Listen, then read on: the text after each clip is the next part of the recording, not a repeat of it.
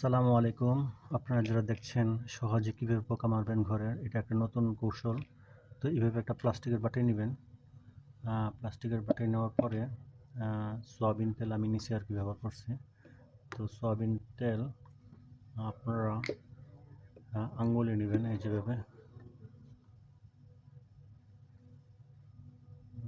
নেওয়ার পরে এই বাটির ভিতরের অংশটা এইভাবে করে লাগাই দেবেন।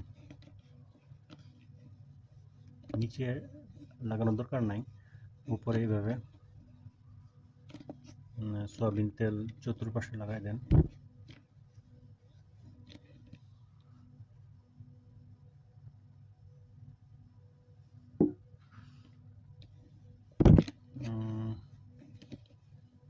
লাগানোর পরে এটার চতুর্পাশে সয়াবিন তেল লাগানো আছে।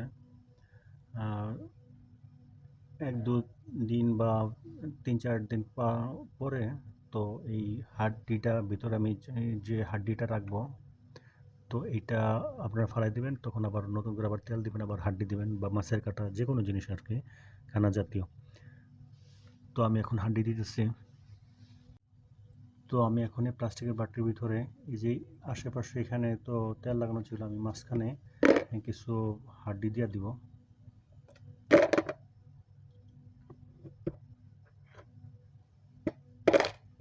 তো এইভাবে যদি আমি যে কোনো একটা জায়গায় রেখে দিই, তাহলে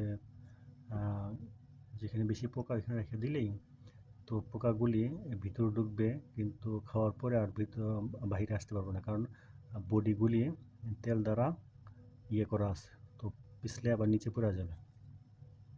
এইভাবে আপনার চেষ্টা করতে পারেন।